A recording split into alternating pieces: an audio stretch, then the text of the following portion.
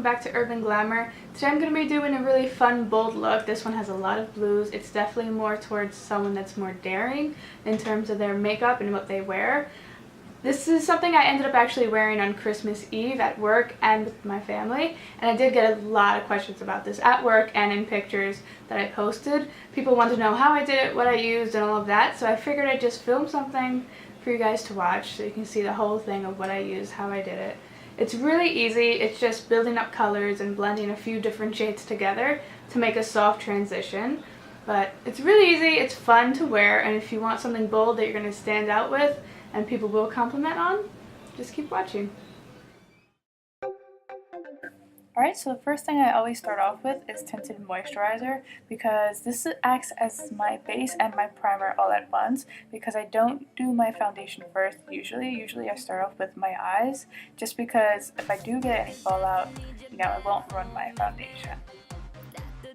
And then I start highlighting around my brows so that I can get the full intensity of the highlight without having to try to achieve it after I do the eyeshadow. So I do this usually right after Tinted Moisturizer, and then I start covering my eye with either a primer or my foundation and powdering it down.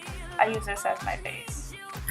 And now I'm going in with a transition color. This is a shade from Inglot, which is like it's a very taupey gray brown shade. I'm using that in the crease first just to have a base so that when I put the blue, it's going to transition really nicely. And now I'm using the darker blue in the electric palette first, and I'm going to use a lighter one later on top of it. But I'm just going to go into the crease with the blue and blend it into the transition color and keep going back and forth with building up the intensity and making sure it's not patchy or anything like that.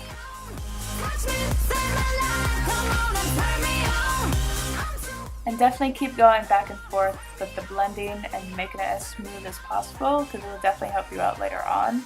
Just blend, always blend. That's the key to every makeup look in the world. Just blend. And now I'm going over with that lighter shade from the electric palette, and what it's going to do is it's just on top of the darker blue, it's just going to make it pop a little more. It's not going to be as light of a blue. It's going to just have a nice intensity to it without being too bright. And then I'm going to go in with a black right in the outer corners of the eye in a small V, just so the very ends have a darker intensity, and it's going to have a little more depth, and it's going to look awesome and a lot more blended, and it's going to have a nice transition to it, etc. And now I'm going to start on my brows. What I like to do is outline my brows starting from the bottom and just pretty much tracing around my brows, or the lining of my brow, so that I get a straight line every single time, and I'm not going to make my brows look too dramatic or fake, etc. Why do I keep saying etc? Just ignore me with my etc. Anyway, so I'm just going to brush my brows now. It's going to help soften everything so it looks a little more natural. And then I'm going to use this glitter cream eyeshadow thing from Too Faced. It's awesome. If you're not good with glitter, this is definitely the way to go, because it is a cream, so it's not going to have any fallout. I like to pat it on and then blend it in with my finger in slow patting motions, because I will get more intensity of the shade with it, and then just keep building it up until you get as much as you want. And then with my liquid liner, I'm just going to draw a line and then fill it in. It's easier if you just draw the line straight instead of trying to slowly draw it, because when you do that you can make the line not so straight. So just do one stroke, fill it in, and then to make the wings even, I like to do a line up on both sides just to make sure they both match, and then from there I'll connect it to the rest of the line and fill it in. It's a lot easier that way, I promise. Give it a try. And then I'm going to do my foundation and conceal and highlight the center of my face.